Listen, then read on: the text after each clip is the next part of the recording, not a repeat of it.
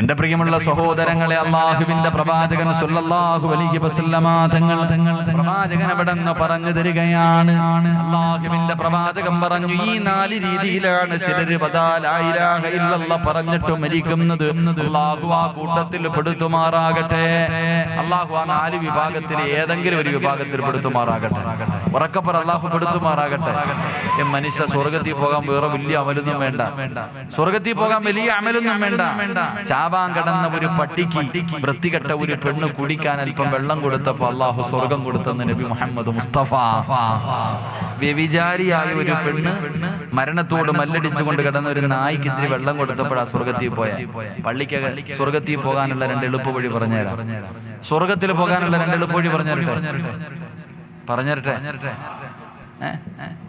ഒന്ന്, പള്ളിക്കകത്ത് കിടക്കുന്ന പൊടിയുണ്ടല്ലോ, പള്ളിക്കകത്ത് കിടക്കുന്ന പൊടിയെടുത്ത് വെളിയിൽ കളഞ്ഞാൽ പെട്ടെന്ന് സ്വർഗത്തിൽ പോകാമെന്ന് നബി മുഹമ്മദ് മുസ്തഫ.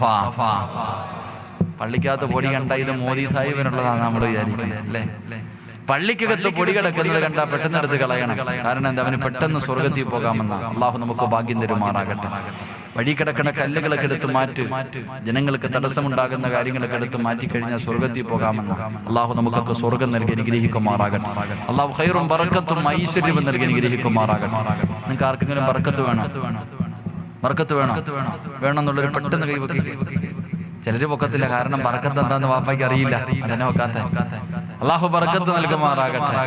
എന്റെ പ്രിയമുള്ളവരെ, സുബഹിക്ക് ശേഷം ഉറങ്ങല്ലേ എന്ന് നബി മുഹമ്മദ് മുസ്തഫ. എപ്പോ ഉറങ്ങരുത്?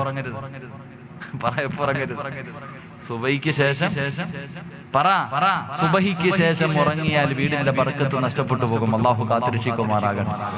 എപ്പോ ഉറങ്ങാൻ പാടില്ല? ഇവിടെ സുബഹിക്ക് തന്നെ എഴുന്നേൽക്കുന്നില്ല, പിന്നല്ലേ സുബഹിക്ക് ശേഷം? സുബഹിക്ക് ശേഷം എന്ത് ബർക്കത്തില്ലേ? അള്ളാഹു നമുക്ക് ഈമാൻ തരുമാറാകട്ടെ. ഉറക്കപ്പറ, അള്ളാഹു ഈമാൻ തരുമാറാകട്ടെ. എന്റെ പ്രിയമുള്ളവരെ, ബർക്കത്ത് ഉണ്ടാകാനുള്ള ചില വഴികളുണ്ട്. സമയമുണ്ടെങ്കിൽ അവസാനം പറയാം, നമ്മളൊന്ന് ഓർമ്മപ്പെടുത്തിയാൽ മതി. എന്റെ പ്രിയമുള്ള സഹോദരങ്ങളെ, അല്ലാഹുവിന്റെ പ്രവാചകൻ സല്ലല്ലാഹു അലൈഹി വസല്ലമ തങ്ങൾ പറയുകയാ, എല്ലാവർക്കും വല്ലാത്ത ആഗ്രഹമാണ് മരണസമയത്തിൽ ലാ ഇലാഹ ഇല്ലല്ലാഹ് പറയണമെന്ന്. വല്ലാത്ത മോഹമാണ്, വല്ലാത്ത കൊതിയാണ്. എങ്കിൽ അല്ലാഹുവിന്റെ റസൂൽ പറയുകയാ, ചിലർക്ക് ലാ ഇലാഹ ഇല്ലല്ലാഹ് പറഞ്ഞു കൊടുത്താൽ, ചില ആൾക്കാരുണ്ടല്ലോ, ഈ സദസ്സിലിരിക്കുന്ന ചില ആൾക്കാരുണ്ടല്ലോ, അവര് മരണത്തോട് മല്ലടിച്ചു കൊണ്ടിരിക്കുകയാണ്. സക്കറാത്തിന്റെ അവസ്ഥയിൽ കിടക്കുകയാണ്. ആ മരണത്തോട് മല്ലടിച്ചു കൊണ്ടിരിക്കുന്ന സമയത്ത് ആ മനുഷ്യന്റെ ചാരത്ത് നിന്ന് ലാ ഇലാഹ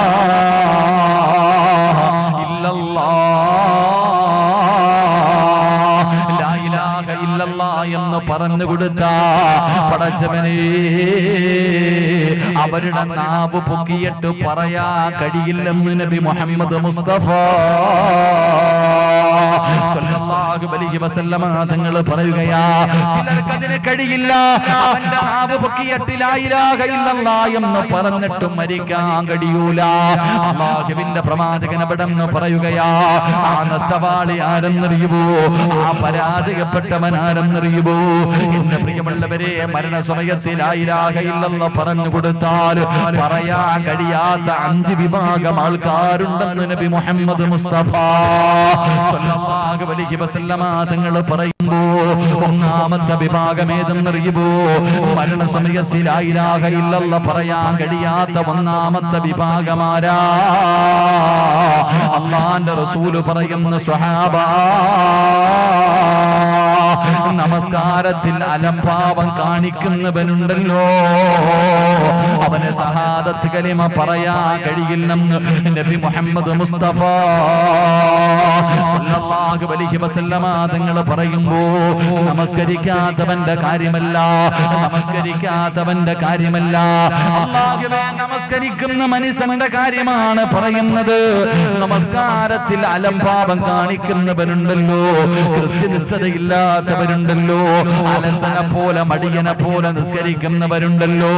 എന്റെ പ്രിയമുള്ളവര്, അല്ലാഹുവിന്റെ വിശുദ്ധമായ ഖുർആൻ, അറഅയ്തല്ലദീ യുകദ്ദിബു ബിദ്ദീൻ ഫദാലികല്ലദീ യദ്ഉൽ യതീം വലാ യഹുദ്ദു അലാ തുആമിൽ മിസ്കീൻ ഫവൈലുൽ ലിൽ മുസല്ലീൻ അല്ലാഹുവിന്റെ വിശുദ്ധമായ ഖുർആൻ പറയുകയാ, വൈലെന്ന് പറയുന്ന നരകം നമസ്കരിക്കാത്തവനല്ല. വൈലെന്ന് പറയുന്ന പടച്ചുറപ്പിന്റെ നരകം നിസ്കരിക്കുന്നവർക്കുള്ളതാ. എങ്ങനെ നിസ്കരിക്കുന്നവർക്കറിയുമോ? അല്ലാഹുവിന്റെ റസൂല് പറഞ്ഞു, ഫവൈലുൽ ലിൽ മുസല്ലീൻ അല്ലദീന ഹും അൻ സ്വലാത്തിഹിം സാഹൂൻ. നമസ്കാരത്തിൽ അലംഭാവം കാണിക്കുന്നവരുണ്ടല്ലോ. പടച്ചവനെ, നമസ്കാരം ഒരു കോമാളിത്തരം പോലെയാണ് ചിലർക്ക്. അവന് വൈലെന്ന് പറയുന്ന നരകമുണ്ടെന്ന് പറയുമ്പോ, എന്റെ പ്രിയമുള്ള ചെറുപ്പക്കാരാ, മോനെ, അല്ലാഹുവിന്റെ പ്രവാചകൻ എവിടെന്ന് പറയുകയാ, സല്ലല്ലാഹു അലൈഹി വസല്ലമ തങ്ങളെ പറയുകയാണ്, അല്ലാഹുവേ, വൈലെന്ന് പറയുന്ന നരകം നമസ്കരിക്കുന്നവനാണെന്ന് പറയുമ്പോ നിസ്കരിക്കാത്തവന്റെ കാര്യം പറയാനില്ല. കൈകെട്ടുന്നതിന് തൊട്ട് മുമ്പ് പടച്ചവനെ എങ്ങനെയാണ് നിസ്കരിക്കേണ്ടതെന്നറിയുമോ? കണ്ണ് തുറന്നു നോക്ക് ചെറുപ്പക്കാരാ. കണ്ണിന്റെ മുന്നിൽ കാണേണ്ടത് എന്തെന്നറിയുവോ? അല്ലാഹുവിന്റെ വിശുദ്ധ കഅബാലയമുണ്ടല്ലോ. പടച്ചവന്റെ കഅബാലയം നിന്റെ കണ്ണിന്റെ മുന്നിലേക്ക് കടന്നു വരണം. ആ കറുത്ത കഅബാലയം പടച്ചവരെ, ആ കഅബാലയത്തെ കണ്ടുകൊണ്ട് നിസ്കരിക്കുന്നവനെ പോലെ, ആ കഅബാലയത്തിന്റെ മുറ്റത്ത് നിന്നിട്ട് ആ കഅബ തന്റെ കണ്ണുകൊണ്ട് കണ്ടിട്ട് നിസ്കരിക്കുന്നവനെ പോലെ പടച്ചവനെ, നീ നിന്റെ കണ്ണുകൊണ്ട് കഅബാലയം കാണണം. എന്നിട്ട് അവിടെ നിന്ന് പറയുകയാ, നിന്റെ കഴുത്തിന്റെ പുറകിലേക്കൊന്ന് തിരിഞ്ഞു നോക്കണേ. നാളെ സുബഹി നമസ്കരിക്കുന്ന ഓരോ മനുഷ്യനും തന്റെ തലയുടെ പുറകിലേക്ക് തിരിഞ്ഞു നോക്കണം. ഒരു മനുഷ്യൻ ഇങ്ങനെ കാത്തു നിൽക്കുകയാണ്, ഒരാള് തന്നെ ഇങ്ങനെ കാത്തു നിൽക്കുകയാ.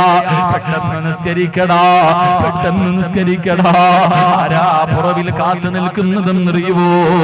മലക്കുൽ മൗത്ത് അസ്റായീൽ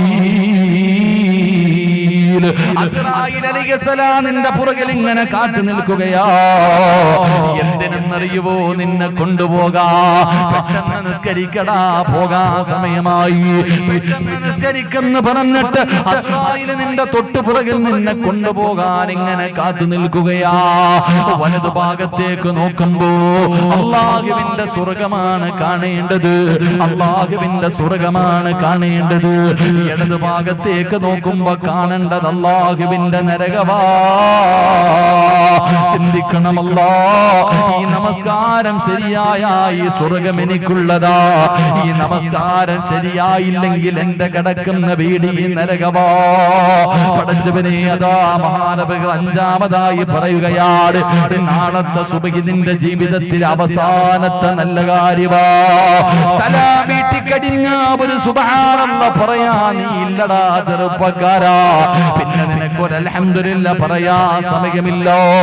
ജീവിതത്തിൽ അവസാനത്തെ നല്ല കാര്യം ഈ നമസ്കാരമാണെന്നുള്ള ബോധത്തോടുകൂടി ഏതെങ്കിലും ഒരു മനുഷ്യൻ നമസ്കരിച്ച അവന്റെ നമസ്കാരം കണ്ടിട്ട് ശൈത്താൻ കരയും. മോനെ, എന്റെ പ്രിയമുള്ളവരെ, നിസ്കരിക്കേണ്ടത് എങ്ങനെയാ? അതുകൊണ്ട് നമസ്കാരം അലംഭാവത്തോട് കാണുന്ന എന്റെ പ്രിയപ്പെട്ട ചെറുപ്പക്കാരോട്, മോനെ, കണ്ണിന്റെ മുന്നിലൂടെ ജനങ്ങളതാ പ്രായമുള്ളവര് പള്ളിയിൽ പോകുന്നത് കണ്ടാല് കേറില്ലല്ലോ. മോനെ, ആരോടാ വാശി കാണിക്കുന്നത്? ആരോടാ വാശി കാണിക്കുന്നത്? മലക്കുൽ മൗത്ത് അസ്റായീൽ അലൈഹിസ്സലാം. അല്ലാഹുവിന്റെ പ്രവാചകൻ പറയുകയാണ്, ഒരിക്കൽ ഒരു മനുഷ്യൻ മരണത്തോട് മല്ലടിച്ചുകൊണ്ട് കിടക്കുമ്പോ അല്ലാഹുവിന്റെ റസൂല് തലയുടെ ഭാഗത്ത് നിൽക്കുകയാണ്. അല്ലാഹുവിന്റെ റസൂല് ആ ചെറുപ്പക്കാരന്റെ തലയുടെ ഭാഗത്ത് നിൽക്കുമ്പോ അതാ മലക്കുൽ മൗത്ത് ഇറങ്ങി വരികയാണ്. പടച്ചവരേ, മലക്കുൽ മൗത്തിനെ കാണുമ്പോ റസൂലുള്ളാഹി തളർന്നു വീഴുകയാ. കൈകാലുകൾ വിറയ്ക്കുകയാണ്. പടച്ചവരെ, ഈ ഭയാനകമായ രൂപം കണ്ടിട്ട് അല്ലാഹുവിന്റെ റസൂൽ ചോദിക്കുന്നു, എന്ത് രൂപമാണ് ഇസ്രായീൽ? വല്ലാത്ത ദുർഗന്ധമടിക്കുന്നല്ലോ. നിന്നെ കണ്ടിട്ട് പേടി തോന്നുന്നു ഇസ്രായീലേ. ഈ കിടക്കുന്നത് കാഫിറല്ല, മുസ്ലിമാ. ഈ ചെറുപ്പക്കാരൻ മുസ്ലിമാണല്ലോ, എന്തിനാ നീ ഈ രൂപത്തിൽ ഇറങ്ങി വന്നത്? നിനക്കൊന്ന് നല്ലതുപോലെ വന്നുകൂടെ? അല്ലാഹുവിന്റെ റസൂലിനോട് പറയുന്നു, നബിയേ ഇവന്റെ അടുക്കൽ നിൽക്കല്ലേ നബിയേ, ഈ വൃത്തികെട്ടവന്റെ അടുക്കൽ നിൽക്കല്ലേ, ഇറങ്ങിപ്പോ നബിയേ, ഇറങ്ങിപ്പോ നബിയേ. ഇവനോട് ഞാൻ കരുണ കാണിക്കില്ല, ഇവനോടൊരു പരിഗണനയുമില്ല. എന്റെ പ്രിയമുള്ളവര്, മലക്കുൽ മൗത്ത് പോലും അവിടെ നിന്ന് പറയുമെന്ന് പ്രവാചകൻ പറയുമ്പോ, എന്റെ പ്രിയപ്പെട്ട ചെറുപ്പക്കാരാ, മോനെ നന്നാകടാ പൊന്നുമോന്. എന്റെ സംഘാരകൾ ഉൾപ്പെടെ എല്ലാവരോടും പറയുകയാ, 5 വഖത്ത് നമസ്കാരത്തിന്റെ വിഷയത്തിൽ അലംഭാവം കാണിക്കല്ലേ. അവസാനത്തെ വഖത്തും നിസ്കരിച്ചിട്ടേ മരിക്കാവൂ, അവസാനത്തെ വഖത്തും നിസ്കരിച്ചിട്ടേ മരിക്കാവൂ. പടച്ചവനെ, ഇന്ന് വാഴ്തിന് വരുമ്പോ എന്റെ മനസ്സിന്റെ ഉള്ളിൽ വല്ലാത്ത വേദനയാ. കാരണം എവിടെന്നാ വരുന്നതെന്നറിയോ? ഇന്ന് വാഴ്തിന് വരുന്നതിന് മുമ്പ്, പടച്ചവനെ എന്റെ പ്രിയ സുഹൃത്ത് റഫീഖ, പടച്ചവനെ അവരുടെ നാട്ടിൽ 2 ദിവസം മുമ്പ് ഒരു കുടുംബത്തിലെ 3 മക്കൾ ഒരുമിച്ചങ്ങ് മരണപ്പെട്ടു പോയല്ലോ.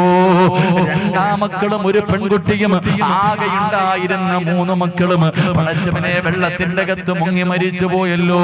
അല്ലാഹുവേ, ആ മരിച്ച വീട് കണ്ടിട്ടാ വരുന്നത്, ആ മരിച്ച വീട്ടിൽ കയറി ദുആ ചെയ്തിട്ടാ വരുന്നത്.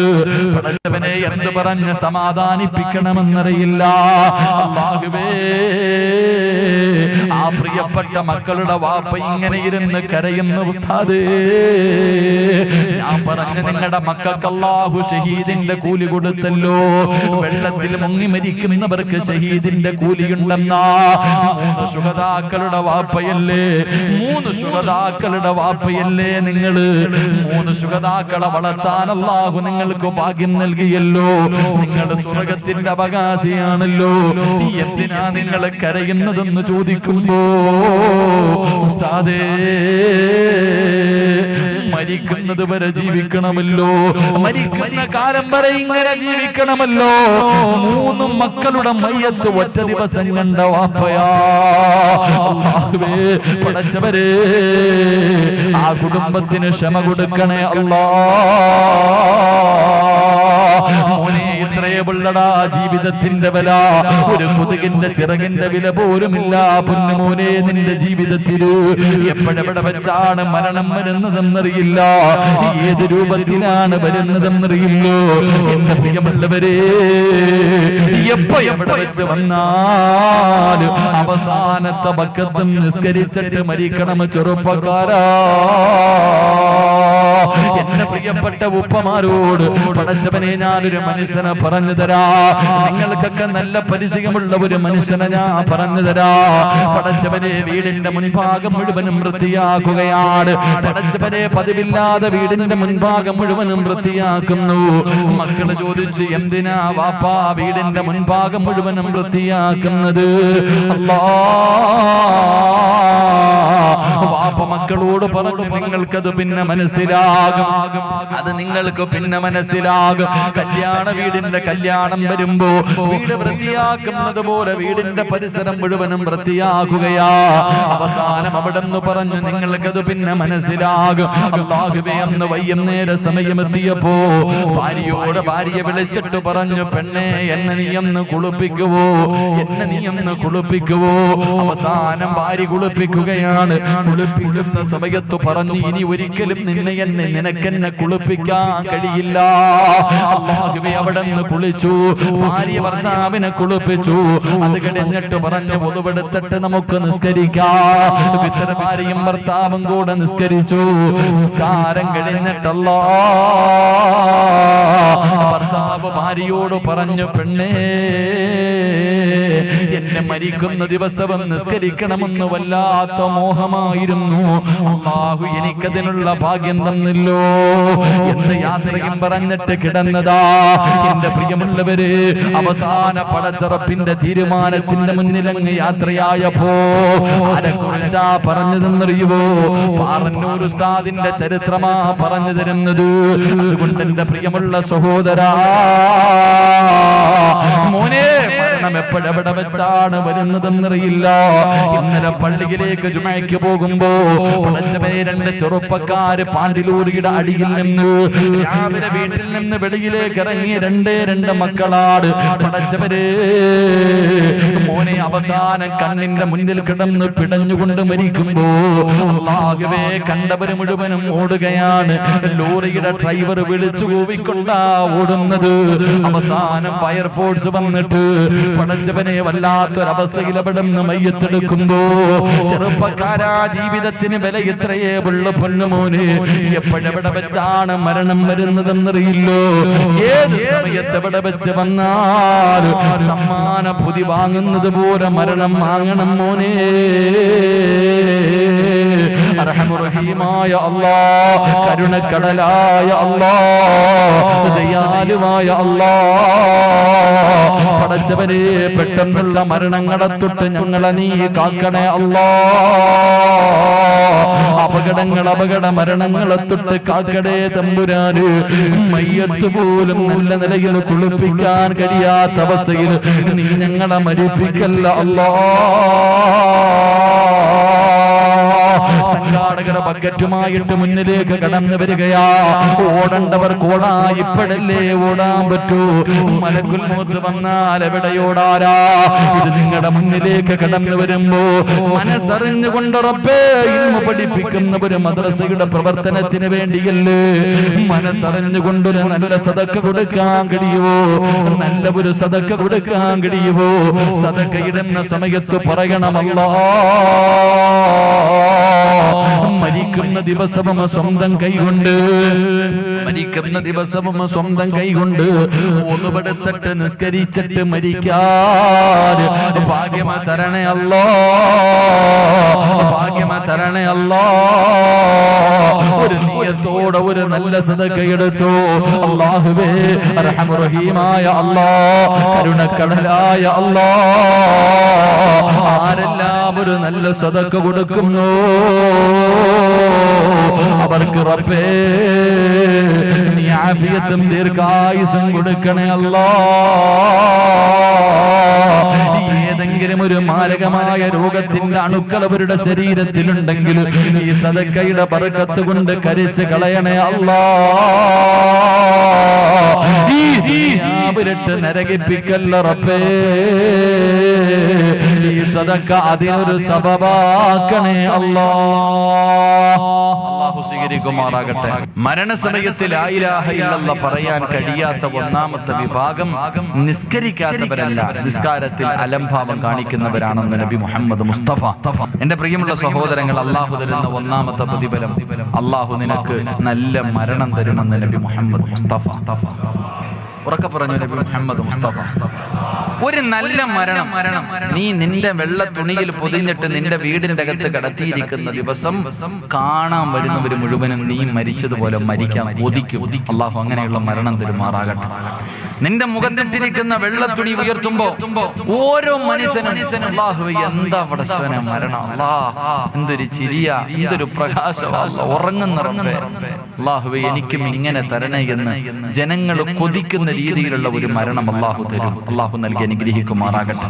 നിങ്ങൾ ആരെങ്കിലും അൽഹംദുലില്ലാഹ് ഈ മദ്രസയ്ക്ക് വേണ്ടി പഠിക്കുന്ന ഈ ഒരു ബിൽഡിംഗ് എന്റെ പ്രിയപ്പെട്ടവരെ മദ്രസയുടെ പ്രവർത്തനങ്ങൾക്ക് വേണ്ടിയാണ്, ഇവിടുത്തെ ഉസ്താദന്മാരുടെ ശമ്പളം കൊടുക്കുന്നതിന് വേണ്ടി നിങ്ങളാൽ കഴിയുന്ന ഒരു സദഖ നിങ്ങൾ ആരെങ്കിലും കൊടുത്താൽ നിങ്ങൾ മരിക്കുന്ന സമയത്ത് അതിന്റെ പ്രതിഫലം കണ്ടട്ടെ നീ മരിക്കൂ എന്ന് നബി മുഹമ്മദ് മുസ്തഫ സല്ലല്ലാഹു അലൈഹി വസല്ലം തങ്ങൾ പറഞ്ഞു, മരിക്കുമ്പോൾ നീ കാണും വാ ബുശിറു ബിൽ ജന്ന.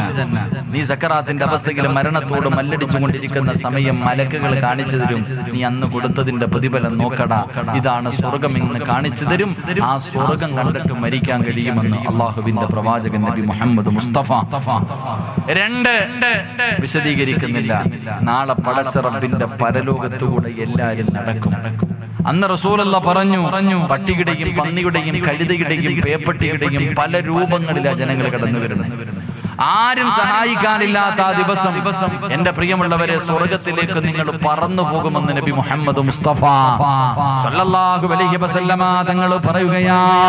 പടച്ചവന്റെ ഇൽമു പഠിപ്പിക്കുന്ന പഠിപ്പിക്കുന്ന മദ്രസ, അവിടെയാണ് ഖുർആൻ പഠിപ്പിക്കുന്നത്, അവിടെയാണ് മയ്യത്ത് നിസ്കരിക്കാൻ പഠിപ്പിക്കുന്നത്, അവിടെയാണ് ദുആ ചെയ്യാൻ പഠിപ്പിക്കുന്നത്.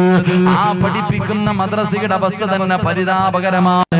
അല്ലാഹുവേ, അതിനൊരു പരിഹാരം തേടിയിട്ട് വെച്ച പരിപാടിയാ. നിങ്ങൾ ആരെങ്കിലും മനസ്സറിഞ്ഞുകൊണ്ടൊരു സദഖ കൊടുത്താ അല്ലാഹു തരുന്ന പ്രതിഫലം പറക്കാം. അല്ലാഹുവിന്റെ സ്വർഗത്തിലേക്ക് പറന്നു പോകാനുള്ള ഭാഗ്യവാ. സ്വർഗത്തിന്റെ കാവൽക്കാരൻ പോലും നിന്നോട് ചോദിക്കും, നീ ആരാണ്? പറന്നു വരുന്നല്ലോ, നീ പറന്നു വരുന്നല്ലോ, നീ ആരാ, നീ ആരാ? മലക്കുകൾ പോലും നിന്നോട് അത്ഭുതത്തോടെ ചോദിക്കുമെന്ന് ചരിത്രം പഠിപ്പിക്കുമ്പോ എന്റെ പ്രിയമുള്ളവരെ, അല്ലാഹുവിന്റെ പ്രവാചകൻ സല്ലല്ലാഹു അലൈഹി വസല്ലമ തങ്ങളുടെ കാലഘട്ടത്തിൽ ഇബ്നു ഉഖൈൽ എന്ന് പറയുന്ന ഒരു സ്വഹാബിയുണ്ട്. ഈ സദസ്സിൽ ഒരുമിച്ച് കൂടിയവർക്ക് ഒരു ചരിത്രം പറഞ്ഞു ദുആ ചെയ്യാ. ഇബ്നു ഉഖൈൽ എന്ന് പറയുന്ന സ്വഹാബിക്ക് രണ്ട് കാലുമില്ല, വലത് കൈ മാത്രമേ ഉള്ളൂ, ഇടത് കൈയില്ല. വീടിന്റെ അകത്തിരിക്കുമ്പോ അല്ലാഹുവേ, സ്വഹാബികൾ വീടിന്റെ മുന്നിലൂടെ ചിരിച്ചുകൊണ്ട് സന്തോഷത്തോടെ ഓടുകയാണ്. പടച്ചവനെ, ഇബ്നു ഉഖൈൽ എന്ന് പറയുന്ന സ്വഹാബിയുണ്ടല്ലോ, ഇടഞ്ഞിടഞ്ഞ് വീടിന്റെ വെളിയിൽ വന്നു. ഓടുന്ന ഒരു ചെറുപ്പക്കാരനോട് ചോദിച്ചു, എവിടേക്കാ മോനെ? വല്ലാത്ത സന്തോഷത്തിലാണല്ലോ ഓടുന്നത്. ആ ചെറുപ്പക്കാരൻ പറഞ്ഞു, തങ്ങളെ, അല്ലാഹുവിന്റെ പ്രവാചകന് സദഖ ചോദിച്ചു. അല്ലാഹുവിന്റെ റസൂൽ പറഞ്ഞു, വീട്ടിലുള്ളത് എന്താണോ എടുത്തുകൊണ്ടുവരാൻ. അല്ലാഹുവേ, സ്വർഗം തരാമെന്നാ പറഞ്ഞത്. നിങ്ങളുടെ വീട്ടിൽ എന്താണോ ഉള്ളത് എടുത്തു കൊണ്ടുവരാൻ പറഞ്ഞു. പടച്ചവരെ, ആ ചെറുപ്പക്കാരൻ പറയുന്നു, തങ്ങളെ, എന്റെ വീട്ടിൽ അല്പം ഗോതമ്പ് മാവാ. എന്റെ വീട്ടിലാകെ ഉണ്ടായിരുന്നത് ഗോതമ്പ് മാവാണ്. ഇത് പാവങ്ങൾക്ക് കൊടുക്കാൻ കൊണ്ടുപോവുകയാണ്. കൊടുത്താ തരുന്ന പ്രതിഫലം അല്ലാഹുവിന്റെ സ്വർഗവാ. അല്ലാഹുവേ, ആ ചെറുപ്പക്കാരൻ പറഞ്ഞിട്ടങ്ങ് പോകുമ്പോ രണ്ട് കാലില്ലാത്ത ഒരു കൈ മാത്രമുള്ള ഇബ്നു ഉഖൈൽ എന്ന് പറയുന്ന സ്വഹാബിയുണ്ടല്ലോ, കണ്ണ് നിറഞ്ഞൊഴുകുകയാ. റബ്ബിന്റെ സ്വർഗത്തിൽ പോകണമെന്ന് വല്ലാത്ത മോഹമാണ്. സ്വർഗം കണ്ടിട്ട് മരിക്കാൻ വല്ലാത്ത കൊതിയാണ്. പക്ഷേ ദീനിന് വേണ്ടി കൊടുക്കാൻ ഒന്നുമില്ലാത്ത പാവപ്പെട്ടവരാ. വീടിന്റെ അകത്തിരുന്നിട്ട് സമാധാനം കിട്ടാതെ വന്നപ്പോ ഇഴഞ്ഞിഴഞ്ഞ് തന്റെ യഹൂദിയുടെ അയൽവാസിയായ യഹൂദിയുടെ ഈ വീടിന്റെ മുന്നിലേക്ക് കടന്നു ചെന്നു. യഹൂദിയുടെ വീടിന്റെ മുന്നിൽ ചെന്നിട്ട് ചോദിച്ചു, എനിക്ക് എന്തെങ്കിലും ഒരു ജോലി തരുവോ? യഹൂദി ചോദിച്ചു, കാലില്ലാത്ത ഒറ്റക്കയ്യനായ നീ എന്ത് ജോലി ചെയ്യാനാ? അവസാനം ഇബ്നു ഉഖൈൽ തങ്ങൾ പറഞ്ഞു, ഞാൻ വെള്ളം കോരി നിങ്ങളുടെ മരങ്ങൾ നനയ്ക്കാം. യഹൂദിക്ക് വെള്ളം കോരുന്നത് കാണാനുള്ള ആഗ്രഹം കാരണം അവിടെ നിന്ന് ജോലി കൊടുത്തു. ഇബ്നു ഉഖൈൽ റളിയല്ലാഹു തആല അൻഹു എന്തേ ചെയ്തതെന്നറിയുവോ? വെള്ളം കോരുന്നതിന് വേണ്ടി തൊട്ടിയും കയറും എടുത്തുകൊണ്ട് കിണറ്റിന്റെ ചുവട്ടിലേക്ക് കടന്നു ചെന്നിട്ട് കിണറ്റിന്റെ അകത്ത് തൊട്ടിയിടുകയാണ്. പടച്ചവനെ, വെള്ളം നിറഞ്ഞു കഴിയുമ്പോ വലത് കൈകൊണ്ട് കയറ് വലിക്കുകയാ. രണ്ടാമത് വലിക്കാൻ ഇടത് കൈയില്ല. എന്തേ ചെയ്തതെന്നറിയുവോ? കയറിങ്ങനെ വായിലേക്ക് ചേർത്ത് വെച്ചിട്ട് തന്റെ പല്ലുകൊണ്ട് കടിച്ചു പിടിക്കുകയാണ്. കയറ് വലിക്കും, കടിച്ചു പിടിക്കും. ഇതുപോലെ വെള്ളം മുകളിലെത്തുമ്പോ കയറ് കടിച്ചു പിടിച്ചിട്ട് റബ്ബേ, വെള്ളമെടുത്തിട്ട് പാത്രത്തിൽ ചരിക്കുകയാ.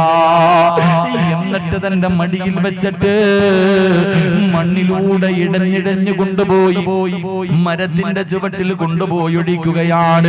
യഹൂദി വീടിന്റെ അകത്തേക്ക് കടന്നു ചെന്നു. കുറെ സമയം കഴിഞ്ഞ് വെളിയിൽ വന്ന് നോക്കുമ്പോ ഇബ്നു ഉഖൈൽ തങ്ങളെ കാണുന്നില്ല. കിണറ്റിന്റെ ചുവട്ടിലെ രക്തത്തിന്റെ അടയാളം കാണുകയാണ്. പടച്ചവനെ, യഹൂദി ഓടിച്ചെന്ന് നോക്കുമ്പോ ഒരു മരത്തിന്റെ ചുവട്ടില് വായിലൂടെ രക്തമൊലിപ്പിച്ചുകൊണ്ട് ശരീരം മുഴുവനും രക്തമാണ്. ബോധമില്ലാതെ തളർന്നു കിടക്കുകയാണ്. അവിടെ അല്പം വെള്ളം കുടഞ്ഞു, മുഖത്ത് വെള്ളമൊടിച്ചു, കുടിക്കാൻ വെള്ളം കൊടുത്തു. ഇബ്നു ഉഖൈൽ തങ്ങളോട് ചോദിച്ചു, എന്തിനാ ഇങ്ങനെ കിടന്ന് കഷ്ടപ്പെടുന്നത്? പൈസ വേണമെങ്കിൽ എന്നോട് ചോദിച്ചാ പോരായിരുന്നു, ഇത്ര അത്യാവശ്യമെന്തേ? ആ സമയത്ത് ഇബ്നു ഉഖൈൽ തങ്ങൾ പറഞ്ഞു, മനുഷ്യ, അല്ലാഹുവിന്റെ റസൂൽ സദഖ ചോദിച്ചിരിക്കുകയാ. അല്ലാഹുവിന്റെ റസൂൽ പാവങ്ങൾ പാവങ്ങൾക്ക് വേണ്ടി ചോദിച്ചിരിക്കുകയാ.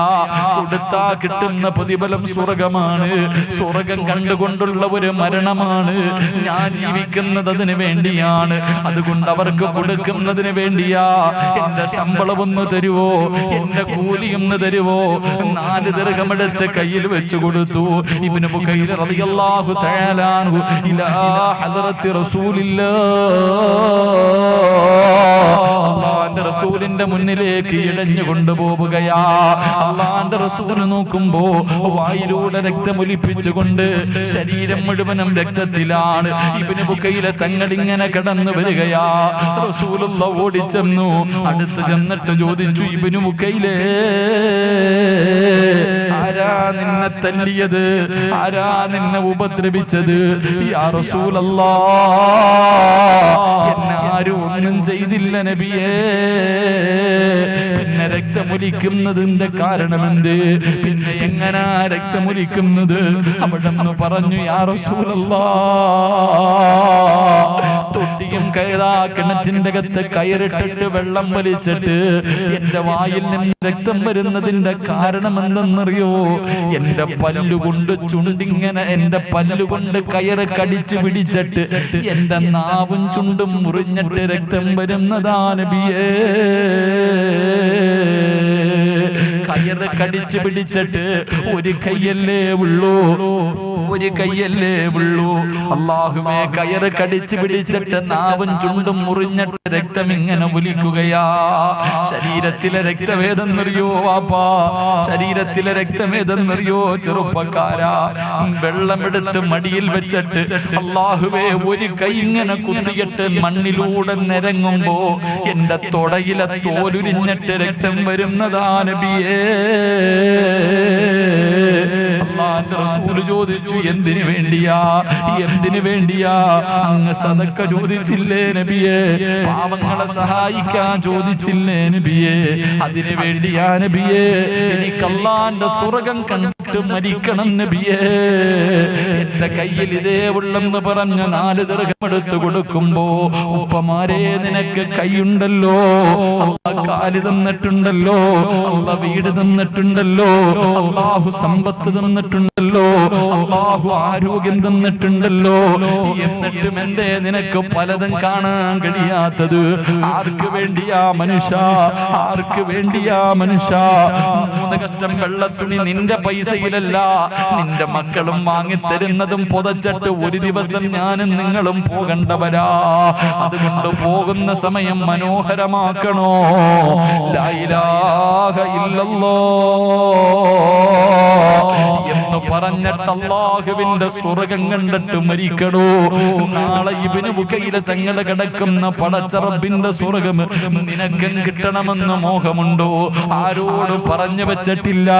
ചോദിക്കുമ്പോ ചാടി എഴുന്നേറ്റ് പറയാൻ ഒരാളെയും ഞാൻ നിർത്തിയിട്ടില്ല. ഇപ്പൊ തന്നെ കൊടുക്കണമെന്ന് പറയുന്നില്ല. എപ്പോഴാണോ ആ ബിൽഡിങ്ങിന്റെ പണി തുടങ്ങുന്നത്, ആ പണി തുടങ്ങുന്ന സമയത്ത് ഉസ്താദേ, എനിക്ക് ആയുസ്സും ആരോഗ്യവും പണവും ഉണ്ടെങ്കിൽ അല്ലാഹുവേ, ഇൽമു പഠിപ്പിക്കുന്ന മദ്രസയ്ക്ക് വേണ്ടിയല്ലേ എന്നെ കൊണ്ട് കഴിയുന്നത് ഞാൻ കൊടുക്കാം ഉസ്താദ്. എനിക്ക് സ്വർഗം കണ്ടിട്ട് മരിക്കണം ഉസ്താദേ, എനിക്ക് സ്വർഗം കണ്ടിട്ട് മരിക്കണം. വരുന്നവരുടെ മുഖത്ത് നോക്കി ചിരിക്കണം. എനിക്ക് നടക്കാൻ വയ്യാ. നാളെ ചിരിക്കുന്ന കാല് ചലിപ്പിക്കാൻ കഴിയാതെ കരയുന്ന ദിവസം, സ്വന്തം മക്കള് നെഞ്ചത്ത് കയറുന്ന ദിവസം, അല്ലാഹുവിന്റെ സ്വർഗത്തിലേക്ക് എനിക്ക് പറവയെ പോലെ പറക്കണം ഉസ്താദ്. ആഗ്രഹമുണ്ടോ മുസ്ലിമേ? ആഗ്രഹമുണ്ടോ മുസ്ലിമേ? നിങ്ങളെ ഞാൻ അല്ലാഹനെ ഏൽപ്പിക്കുകയാ, നിങ്ങളെ ഞാൻ അല്ലാഹനെ ഏൽപ്പിക്കുകയാ. കരുണക്കടലായ അല്ലാഹ്, ദയാലുവായ അല്ലാഹ്, മലിക്കുൽ ജബ്ബാറായ അല്ലാഹ്, ഈ കൂട്ടത്തിൽ സ്വർഗത്തിന്റെ അവകാശിയെ നിനക്കറിയാമല്ലോ. അവരെ നീ തന്നെ തെരഞ്ഞെടുക്കണേ റബ്ബേ. അല്ലാഹു സ്വീകരിക്കുമാറാകട്ടെ. ഉറക്കെ അല്ലാഹു സ്വീകരിക്കുമാറാകട്ടെ.